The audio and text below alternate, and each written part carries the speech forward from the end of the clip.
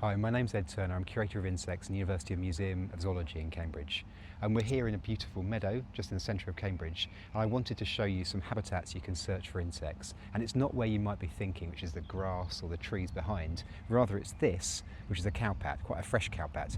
But these can be fantastic environments for insects. And that's because they've got lots of different things that insects can feed on. Particularly things like dung beetles will lay their eggs on or in cowpats, or bring the dung away and lay their eggs there, and their larvae feed on the dung to develop. So what I thought we'd do is try and use two complex bit of kits, which is a sieve and a spoon, which are not from my kitchen, I promise. These are things I use to look for insects in cowpats. We're going to try and dissect it a little bit and see if we can find some cowpats, some insects in the cowpats. Found the cowpat already.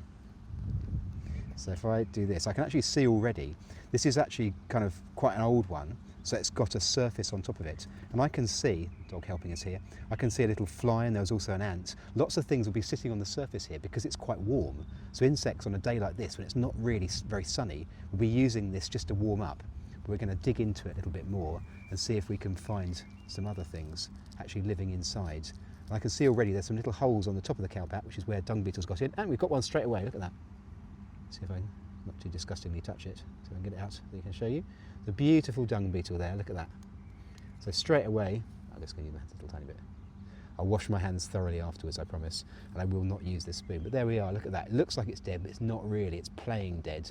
Absolutely fantastic, beautiful adult dung beetle, and that will be in there looking for mates, laying its eggs, doing all of its dung beetle stuff. Hardly need to disturb the cowpat. But I'm going to look on that underneath as well, just a little bit, see if we can find some more, get an idea of everything that's living in here. Look, there's another one, different species there. Gosh, it's actually hooching with life. Yeah. Another one, it's a bit covered in dung, but it's another beautiful dung beetle with these brown wing cases there, so a different species. And then actually, when I get underneath the surface here, you can see the grass is kind of yellowed because it hasn't got sunlight.